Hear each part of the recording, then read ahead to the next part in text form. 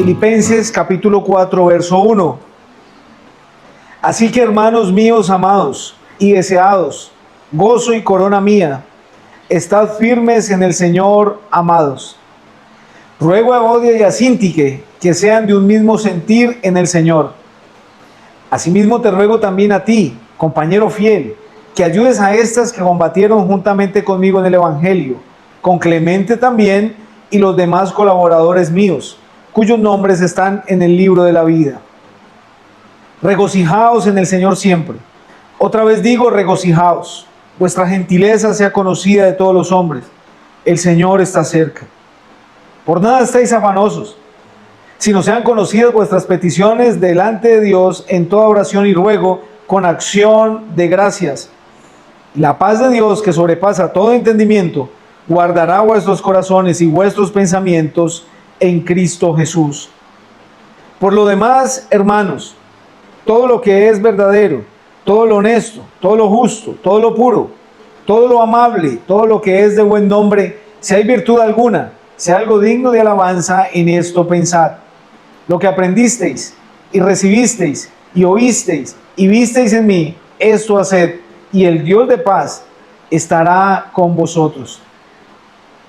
En gran manera me gocé en el Señor, que ya al fin habéis revivido, vuestro cuidado de mí, de lo cual también estabais solícitos, pero faltaba la oportunidad. No lo digo porque tenga escasez, pues he aprendido a contentarme cualquiera que sea mi situación. Sé vivir humildemente y sé tener abundancia. En todo y por todo estoy enseñado, así para estar saciado como para tener hambre, así para tener abundancia como para padecer necesidad. Todo lo puedo en Cristo que me fortalece. Sin embargo, bien hicisteis en participar conmigo en mi tribulación.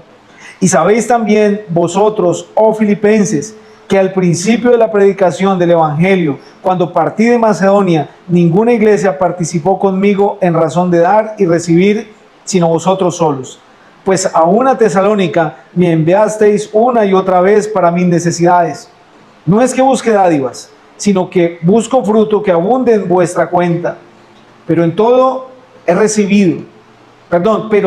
he recibido y tengo abundancia. Estoy lleno, habiendo recibido de Epafrodito lo que enviasteis, olor fragante, sacrificio acepto, agradable a Dios. Mi Dios pues suplirá todo lo que os falta conforme a sus riquezas en gloria en Cristo Jesús. Al Dios y Padre nuestro sea gloria por los siglos de los siglos. Amén. Saludad a todos los santos en Cristo Jesús. Los hermanos que están conmigo os saludan.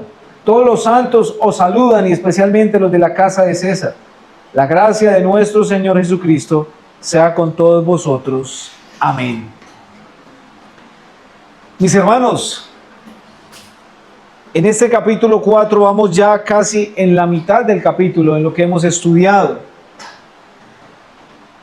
Vamos en el verso 8-9, donde estamos tratando el tema del cuidado o la importancia de cuidar nuestra mente. ¿Por qué es importante cuidar la mente? Porque nuestra mente obviamente influye en nuestra vida espiritual. De acuerdo a cómo pensamos, vivimos. De acuerdo a lo que hacemos es porque estamos pensando. De hecho, más bien de esta forma, una persona hace o realiza alguna actividad de acuerdo a lo que está dentro de él, de acuerdo a lo que él piensa. Cuando vemos casos tristes de violencia, cosas así, es porque esta persona es lo que tenía en su corazón, en su mente, es lo que él estaba planeando. Pero también cuando vemos que alguien está realizando una buena labor, o cuando vemos personajes de la Escritura, como por ejemplo en este caso el apóstol Pablo, que iba de iglesia en iglesia, que estaba allí visitando hermanos, que estaba haciendo su labor, entendemos qué era lo que pensaba o qué era lo que había en la mente de este hombre. Si miramos varios escritores de la palabra de Dios, uno por la forma en que ellos se conducen y que se muestran en la Escritura, por los hechos que realizaron, uno más o menos puede definir la personalidad de él. ¿Sí o no, hermanos? Cuando leemos en los evangelios sobre Pedro, la forma en que él actuaba o cómo hablaba o como a veces era un poquito impulsivo, entonces más o menos definimos a grandes rasgos, ¿no?, cómo pudo haber sido Pedro. De igual forma Juan, totalmente diferente, o Tomás. ¿Sí ven, hermanos? porque lo que ellos pensaban lo llevaban a cabo en sus actos. Nosotros como creyentes, y todo ser humano también, debe tener en cuenta qué es lo que está introduciendo a su mente todos los días. ¿Cómo está nutriendo su mente? ¿Es importante o no? ¿Cuidar nuestro cuerpo es importante? Hoy en día debemos de analizar muy bien, hermanos, sin irnos al extremo. Esto lo digo por salud. ¿Qué estamos comiendo cada día, hermanos? Si verdaderamente beneficia a nuestro cuerpo físico. O no miramos eso. Hay que prestar atención hoy en día ya, hermanos, por cuestiones de salud. No es lo mismo hoy que hace 50, 100 años. La gente era tan sana. Los abuelos de antes eran tan fuertes. Nota. Y hoy en día sí ve como todo ha cambiado. Y debido, en parte, ¿no? Se dio la mala alimentación. Asimismo, nuestra mente, hermanos, debemos de mirar qué está consumiendo todos los días. Hagan un balance, hermanos. Les invito que hagamos. Yo aquí también ya lo he hecho, pero también les invito. Cuando termine el día, ¿qué he traído a mi mente? ¿Qué he consumido en todo este día? ¿Qué cosas productivas he consumido y qué cosas improductivas he consumido?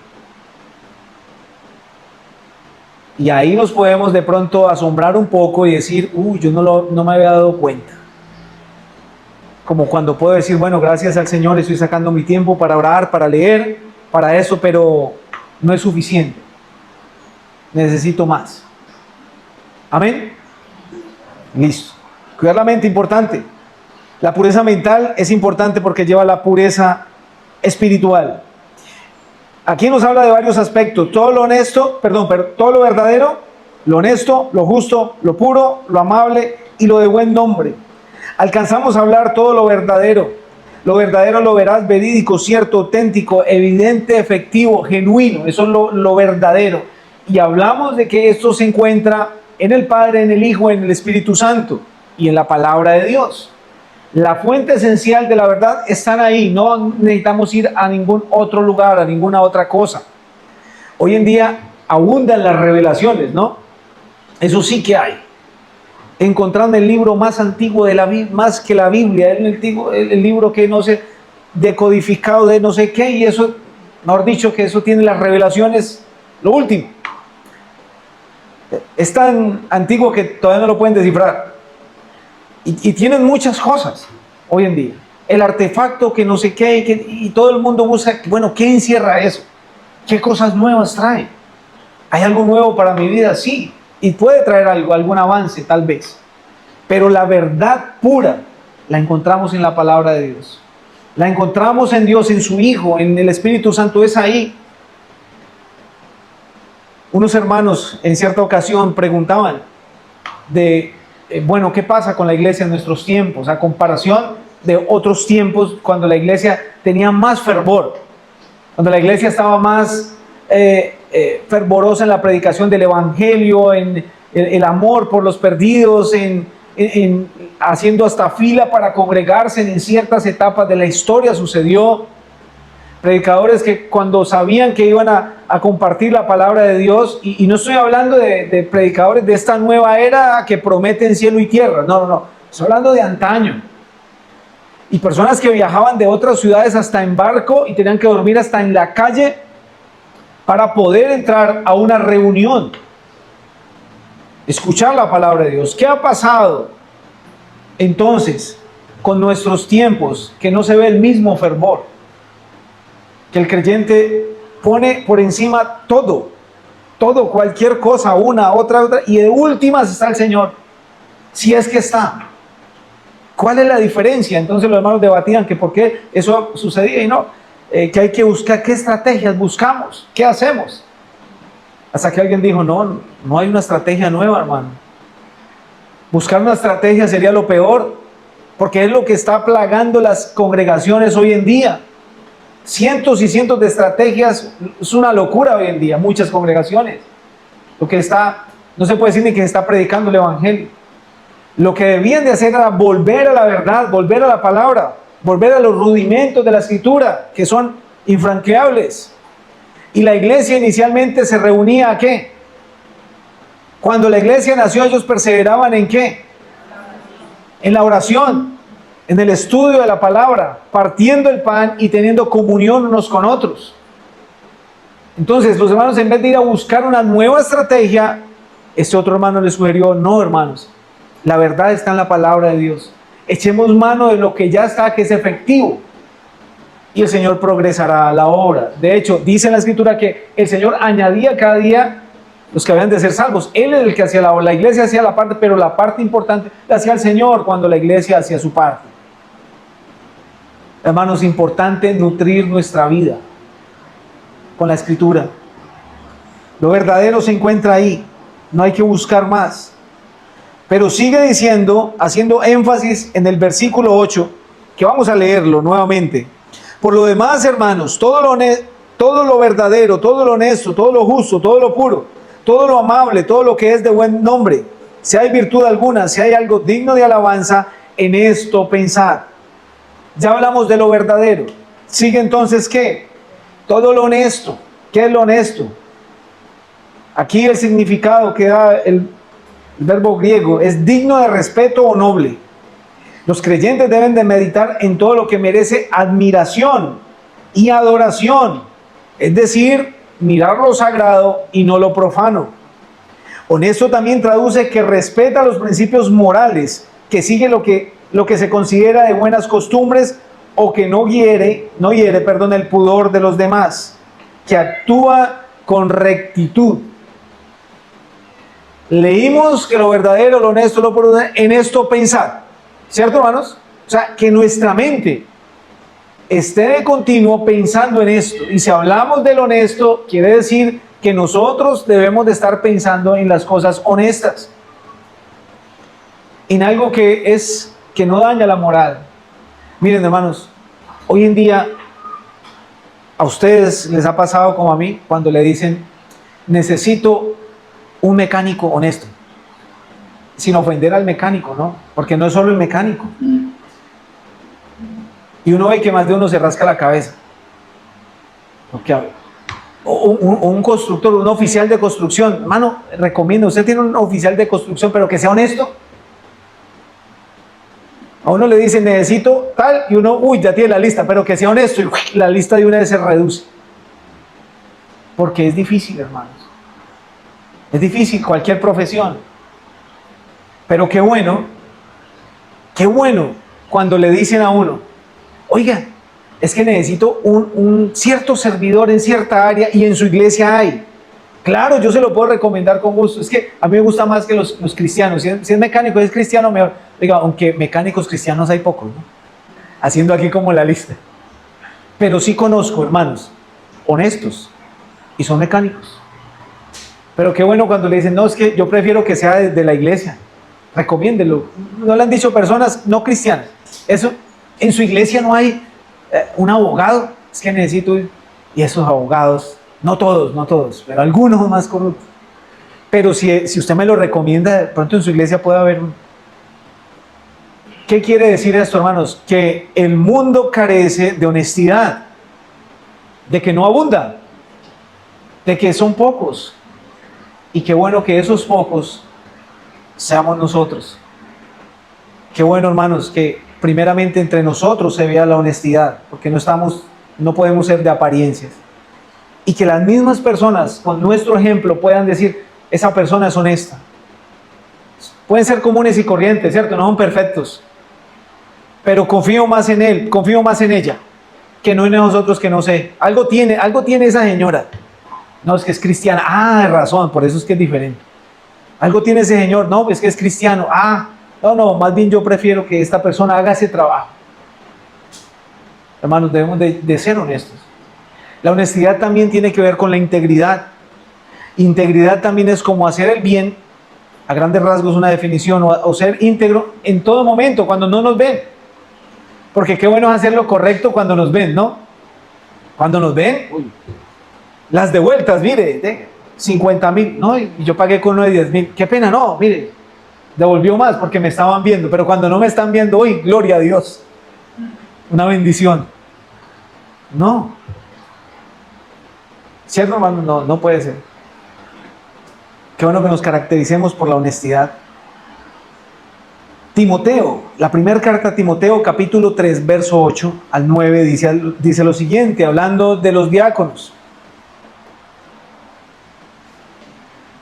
Primera carta a Timoteo, capítulo 3, verso 8 y 9, dice, los diáconos asimismo deben ser honestos, sin doblez, no dados a mucho vino, no codiciosos de ganancias deshonestas, que guarden el misterio de la fe con limpia conciencia. Una de las cualidades que tenían que tener estos servidores, que tienen que tener, porque aún obviamente existen los diáconos, es que deben de ser ¿qué?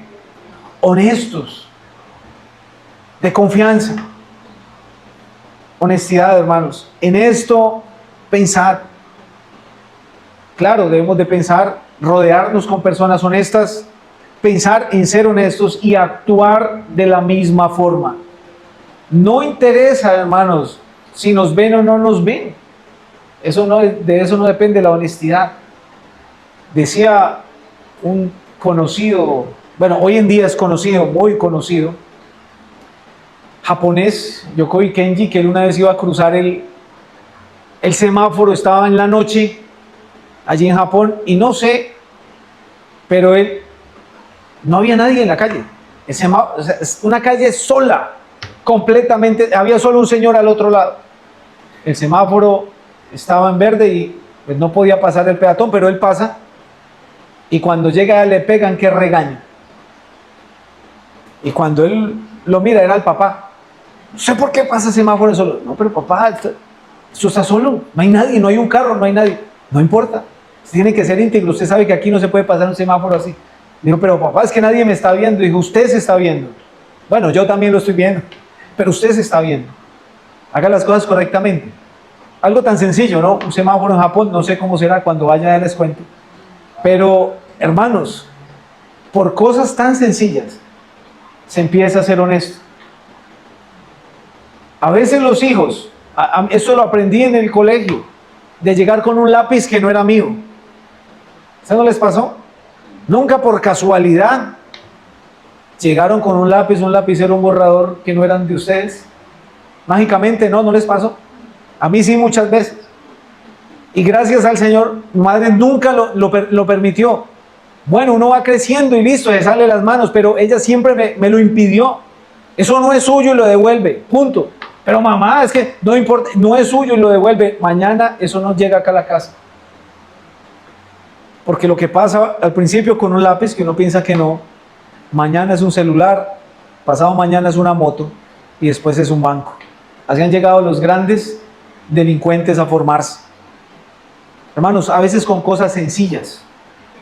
Hay aún creyentes, pueden llegar a una adultez y con cosas por ahí todavía raras, deshonestos. Personas que no se puede confiar. Sí, de modo que si alguno está en Cristo, nueva criatura es, las cosas. Sí, pero hermanos, debemos de despojarnos de ese viejo hombre. La Escritura nos llama a ser honestos en todo el sentido de la palabra, aquí y donde estemos. Pero sigue hablando, todo lo justo. Nuevamente, versículo 8 de Filipenses 4. Esto se refiere a lo que es correcto, lo justo, como el equilibrio en dar a cada quien lo que se merece, bien pesado lo de cada quien, ser correcto. El creyente debe pensar en la armonía como el parámetro perfecto de la santidad divina. Es algo intachable, por encima de todo reproche, justo, completamente justo. Y si conseguir a alguien honesto es difícil, que alguien sea justo también es difícil, hermanos. Yo sé, hermanos, que todo cristiano, todo creyente no es perfecto, no hay ninguno. Y muchas veces las personas quieren que el cristiano sea así, nos quieren ver perfectos. Pero muchas veces, hermanos, tienen la razón los no creyentes de criticarnos porque no estamos haciendo lo que debemos hacer, y es reflejar a Cristo en nuestras vidas, con nuestra forma de actuar. Muchas veces no lo hacemos y nos escudamos también en eso, pero es que no hay perfecto, sí, pero sí podemos ser honestos, ¿cierto, hermanos? Y si podemos ser justos también. Miren, hay un hombre, vamos a leerlo, Mateo 1, 18 y 20, que habla de que era justo. Hay más en la Biblia, pero obviamente no vamos a leerlos todos. Mateo 1, 18 al 20. Dice así: el nacimiento de Jesucristo fue así. Estando desposada María, su madre, con José, antes que se juntasen, y tengan en cuenta todas esas comas, hermanos, y leamos bien para que entendamos varios detallitos. Se halló que había concebido del Espíritu, antes que se juntasen, se halló que había concebido el Espíritu Santo. María, obviamente. José, su marido, ¿cómo era qué? Justo. Ve qué título tan bonito el de José. Y no quería infamarla, quiso dejarla secretamente. Y pensando él en esto, he aquí un ángel del Señor se le apareció en sueños y le dijo: José, hijo de David, no temas recibir a María tu mujer, porque lo que en ella es engendrado del Espíritu Santo es. Bueno, primero resaltar el título que tenía José. José el justo, el esposo de María. ¿Qué pasaba aquí, hermanos? Antes de que ellos se juntasen, ella estaba desposada por él. Era la prometida de José. Dos personas ya comprometidas, prontamente se iban a casar. Ella ya estaba desposada por él, ella iba a ser para siempre de él iba a ser para siempre de ella. Ese era el compromiso, como todo fiel compromiso y sobre todo del Oriente. Pero María, después de que va y visita a Elizabeth y esto llega en embarazo, José nota que algo está sucediendo. ¿Cómo así que mi esposa, la que juró guardarse pura, veo que le ha crecido un poco el estómago? Imagínense, José no pudo dormir esa noche. Pero dice la Escritura que él era justo. Él era justo. Y él quiso dejarla secretamente. La ley en Jerusalén es que si una mujer, obviamente, ya desposada, resultaba en embarazo, ella tenían que sacarla afuera y tenía que morir apedreada. Pero como él era justo, él no quería infamarla, más bien dijo: me va a pesar con María, yo más bien me voy a ir. Y dijo que, bueno, al menos no la voy a dejar en evidencia para que no le hagan daño. Pero ya sabemos cuál es el relato. El ángel se le presenta y le dice: José, ¿cómo se le ocurre? Ella es pura. El hijo que van a nacer de ella es del Hijo de Dios. El Espíritu Santo vino sobre. Y ya José descansa. Y uy, bueno, a la única persona que le ha pasado eso en toda la vida. Y bueno, tenemos que entender a José. Es cierto. Pero miren, el título de este hombre, José, justo. Era hombre justo. Y si vio cómo iba a actuar, aún en su ignorancia, porque no sabía la realidad del asunto, él no pensó en hacerle daño. ¿Cómo así, María? Usted, mejor dicho, ¿cómo me va a hacer esto? No, él era justo, porque su forma de pensar era justa y su forma de actuar iba a ser justa en su opinión. Hermanos, ¿sí ven lo importante de nosotros cuidar nuestra forma de pensar? Es bastante, hermanos. Es de vital importancia, hermanos.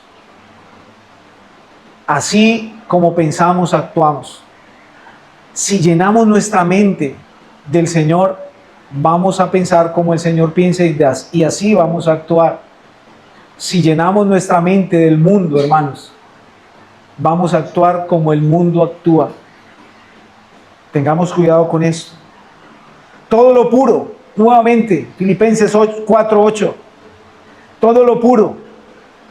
Puro también significa lo que es limpio y sin contaminación moral, casto, honesto, respetuoso. Todo lo puro, inmaculado, no tiene mancha. La sangre de nuestro Señor Jesucristo, pura, o sea, sin contaminación, no como nosotros, pecadores. Todo lo puro, debemos de pensar en lo puro. Bienaventurados los de limpio corazón, porque ellos, ¿qué? Verán a Dios. Mateo 5:8. Todo lo puro, los de limpio corazón. Y quiero que me acompañen al Salmo 24, 3 y 5. Salmos, capítulo 24, versículo 3 y 5. Dice así: ¿quién subirá al monte de Jehová? ¿Y quién estará en su lugar santo? el limpio de manos y puro de corazón, el que no ha elevado su alma a cosas vanas, ni jurado con engaño. Él recibirá la bendición de Jehová y justicia del Dios de salvación. Todo lo puro, hermanos. Hermanos, debemos de pensar más en la santidad nuestra. Todo lo santo, lo puro. Apartarnos del mal, apartarnos del pecado, apartarnos de la contaminación de carne, apartar nuestra vida, hermanos, de este mundo tan pecaminoso.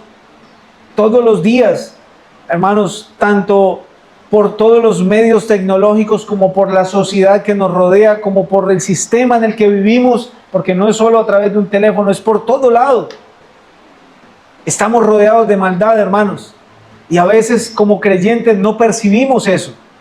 Pensamos que todo, y empezamos hasta a normalizar lo malo. Cuando el enemigo quiere contaminar todos los días nuestra vida con basura, en todo momento.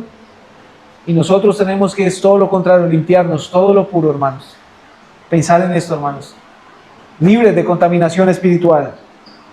Nuevamente, Filipenses, todo lo que amable, todo lo amable. El verbo griego significa agradable o amigable. Eso es lo que traduce esa palabra. Esto implica que los creyentes deben enfocarse en todo lo que sea bondadoso y generoso. Todo lo amable.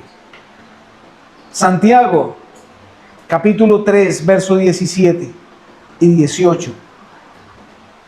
Carta de Santiago, capítulo 3, 17 y 18 dice: pero la sabiduría que es de lo alto es primeramente pura, después pacífica, amable, benigna, llena de misericordia y de buenos frutos, sin incertidumbre ni hipocresía, y el fruto de justicia se siembra en paz para aquellos que hacen la paz. Todo lo amable, todo lo de buen nombre, todo en esto pensad, todo lo amable.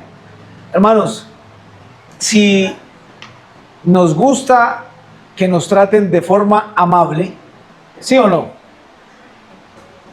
¿A ustedes les gusta que sean amables con ustedes? A mí sí. De hecho, si uno va a algún lugar, alguna tienda, un negocio, bueno, donde vaya, y lo tratan de forma amable, uno vuelve casi muchas veces por la forma en que lo tratan. Ahora, si nos gusta que sean así con nosotros, ¿de qué forma debemos ser nosotros con los demás? De la misma forma. Tito dice así: recuérdeles que se sujeten a los gobernantes, 3, 1 y 2, y autoridades, que obedezcan y estén dispuestos a toda buena obra, que a nadie difamen, que no sean pendencieros, sino amables, mostrando toda mansedumbre para con todos los hombres. Tito 3, 1 y 2. Hablando un poco también de los gobernantes, ¿no, hermanos? Que es el contexto. Pero entre ellos nos dice que seamos amables. Lo repito, hermanos. Tito 3, 1 y 2. Recuérdenles que se sujeten a los gobernantes y autoridades, que obedezcan, que estén dispuestos a toda buena obra, que a nadie difamen, que no sean pendencieros, sino que amables, mostrando toda mansedumbre para con todos los hombres. Es un deber, hermanos. Es nuestro deber. Y yo sé que tenemos muchas razones, tal vez, para no ser amables con algún superior. Pero nos es suficiente que la palabra de Dios nos dice que lo seamos y lo hacemos. Y ya, eso se lo dejamos al Señor. Todo lo amable. Pero también, terminando el versículo 8 de Filipenses, capítulo 4, dice: todo lo que es de buen nombre. De buen nombre es aquello que es tenido en alta estima. También se refiere a las cosas de buena reputación en el mundo, como a la bondad, la cortesía, el respeto. Aquellas cosas que están en armonía y son idóneas con la vida cristiana. Si hay virtud alguna, la palabra virtud habla de la excelencia moral y espiritual. Y si hay algo digno de alabanza, que es todo aquello que honra a Dios, en esto pensad. Así termina el versículo 8. Hermanos, tenemos tarea no solo para el resto de la semana, sino para el resto de nuestra vida, tenemos bastante tarea. Debemos, hermanos, de cuidar lo que pensamos y debemos de enfocarnos en pensar en qué vamos a pensar. Así suene raro, porque muchas veces, hermanos, de verdad, pensamos, quién sabe en qué, o mantenemos nuestra vida tan ocupada en las cosas de este mundo que olvidamos pensar en lo más importante, lo que dice la palabra de Dios. Es ella la que nos da la guía y podemos empezar por ahí. Bueno, la pregunta puede ser, bueno, y ahora ya sé en qué debo de pensar, todo lo verdadero, lo honesto, lo justo, lo puro, lo de buen hombre. Bueno, ¿y ahora cómo lo hago? Primero, empecemos por la Escritura. Llenemos nuestra mente de la palabra de Dios, hermanos.